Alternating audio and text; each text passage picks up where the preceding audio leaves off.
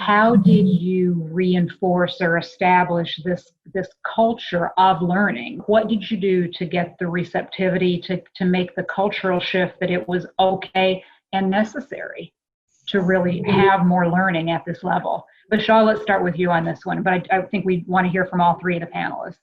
There are kind of two ways you can kind of create a culture shift. Oftentimes people say, oh, we'll just think our way into a new way of behaving. And oftentimes the organizational antibodies come out, Melody, right?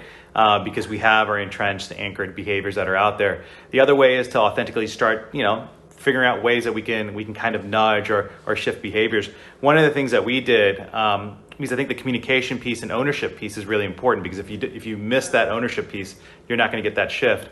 About 3 weeks after we started going to remote working, we started a series of sprints. We're actually on our 4th sprint right now, each one lasting about 6 to 8 weeks, where we tackle a different part of our business or our culture or just in general our operating model that's out there. But what we did was we actually, instead of it just being on the leadership level, we did it through the organization. And these sprints have been able to engage people in a very different way than I think would have been the traditional way, which is, let me just kind of organically pick the people who I think are the high potentials, or if there's a 9-box grid or whatever old metric there was. And the sprints have been fantastic, Melody, because the first one we actually started saying, what is our gap analysis on where we think the world is going to go? And we did it for 2 reasons. One, we do think that the rules are being rewritten, as we were talking about earlier.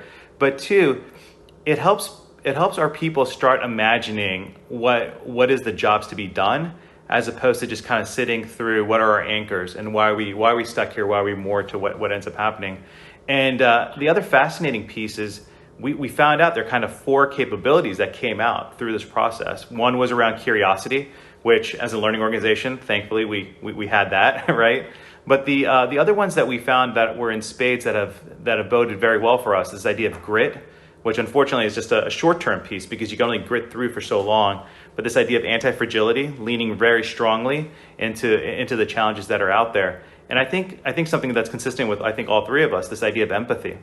Like, how do we actually relate to the person for who they are, not the job that they have on their business card, right? Or their, I should say, LinkedIn profile, as we're going more digital anyways, right? So I think that ability to do the sprints as a tool, as a mechanism to help create the culture change, has also helped us refine, what are the key capabilities or sets of traits that are going to serve us not only well right now, but as we kind of continue to transform and accelerate, Melody. Vicki, let's go to you. What have you guys done to reestablish or to shift the establishment of this learning culture? It's been a real learning and a journey for us, and but we have been going through a journey a long time around our digital transformation. Our organization, I mean, it's no secret, you probably know it from cameras and copiers, right? So, but imaging is kind of our bread and butter, our core competency. And, but for the last 10 years, we've been introducing technology, whether it's, ECM or ITS or whatever that technology is, to the marketplace and to our customers. But we've been very reliant on our core product offering as a solid revenue stream.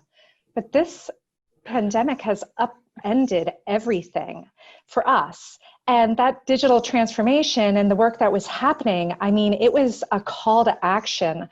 It wasn't just a call to action for our employees, but just for the organization more broadly, because our customers aren't going into their offices right now, right? So a lot of the core work that we were doing, we had to change. And you were talking a little bit earlier, Melody, in terms of, what's been that call to action. And of course, it's primarily our employees' safety and well-being, but it's also our business and what we need to do to be that the one that everybody no longer thinks of as, copiers and cameras. By the way, we don't do the cameras anymore in the US.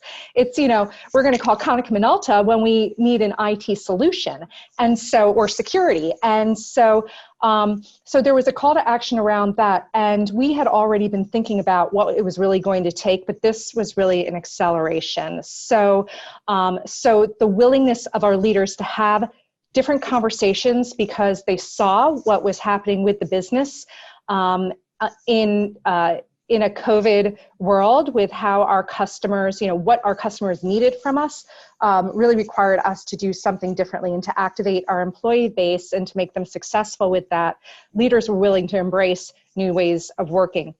So when we talked about, doing this assessment or looking at our business agility and our personal agility and what that means for our teams and how we lead, we couldn't sign enough people up. I only had enough for 100 people, and I had at least double that saying, why not me? So they are absolutely ready to activate, and we have a lot more to do. It's not a perfect world, but we feel good that there's been some progress.